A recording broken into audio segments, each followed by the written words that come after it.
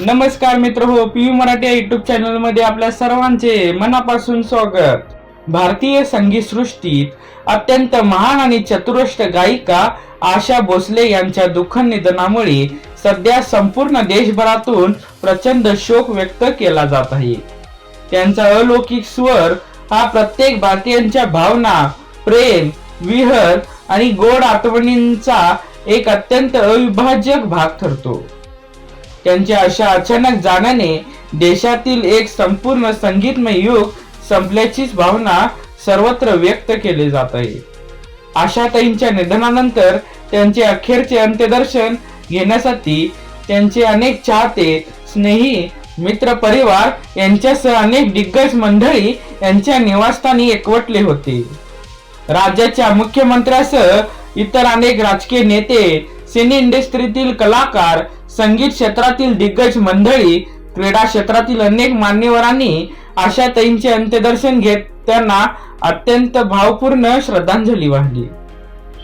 आपल्या लाडक्या आशाताईंना अखेरचा निरोप देण्यासाठी उपस्थित कुटुंबीय आणि नातेवाईक यांच्यासह अनेकांच्या डोळ्यात अश्रू दाटून आले होते। आशा भोसले यांच्या बहीण उषा मंगेशकर या देखील आपल्या बहिणीच्या अखेरचा निरोप देण्यासाठी तिथे उपस्थित राहिल्या होत्या, परंतु आशा भोसलेंचे सख्खे भाऊ पंडित हृदयनाथ मंगेशकर हे मात्र आपल्या बहिणीला अखेरचा निरोप देण्यासाठी प्रत्यक्ष येऊ शकले नाहीत।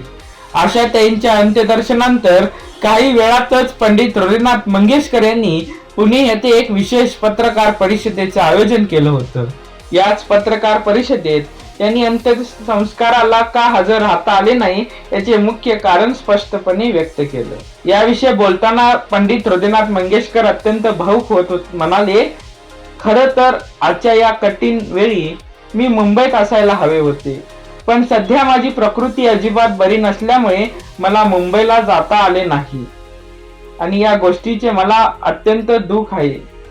याच महत्वपूर्ण पत्रकार परिषदेत लता मंगेशकर मेडिकल फाउंडेशनच्या वतीनं एक अत्यंत मोठी घोषणा करण्यात आली। लता मंगेशकर यांच्या मूळ इच्छेनुसार पुणे शहराजवळील नांदोशी येथे एक भव्य रुग्णालय बांधण्यात येणार आहे। या प्रस्तावित रुग्णालयाचे नामकरण आता Lata Asha Mangeshkar institute of medical science असे करण्यात आले। याची घोषणा पंडित हृदयनाथ मंगेशकर यांनी या प्रसंगी केली। येत्या गुरुवारी या भव्य रुग्णालयाचा पूर्ण नियोजन कौशल्य कार्यक्रम पार पडणार असून या सोहळ्यात आशा भोसले यांना भावपूर्ण श्रद्धांजली वाहिली जाईल आणि हे रुग्णालय आता लता आशा यांच्या नावाने ओळखले जाईल। याशिवाय सायंकाळी 5 वाजता होणाऱ्या या विशेष कार्यक्रमाच्या राज्याचे मुख्यमंत्री देवेंद्र फडणवीस प्रमुख पाहुणे उपस्थित राहतील, तर राष्ट्रीय स्वयंसेवक संघाचे सरसंचालक डॉक्टर मोहन भागवत हे कार्यक्रमाच्या अध्यक्षतेखाली असतील। या व्यतिरिक्त राज्याचे उपमुख्यमंत्री एकनाथ शिंदे आणि सुनेत्रा पवार हे देखील या कार्यक्रमाला आवर्जून उपस्थित राहणार असून अशी सविस्तर माहिती फाउंडेशनचे अध्यक्ष हृदयनाथ मंगेशकरांनी सांगितलं।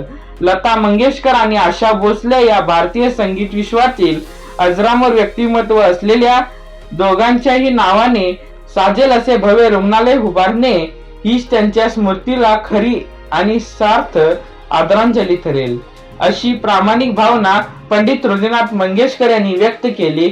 डॉक्टर धनंजय केळकर यांनी पुढील प्रमाणे सांगितले की या महाप्रकल्पात 1000 खाटांचे अत्याधुनिक सर्जिकल सुपर स्पेशालिस्ट रुग्णालय आणि तितक्यातच म्हणजे 1000 खाटांचे दुसरे मेडिकल सुपर स्पेशालिस्ट रुग्णालय नव्याने उभारण्यात येणार असून तसेच मंगेशकर कुटुंबाचा ऐतिहासिक संगीत वारसा जतन करणारे एक भव्य संग्रहालय देखील तेथे उभारण्यात येणार आहे।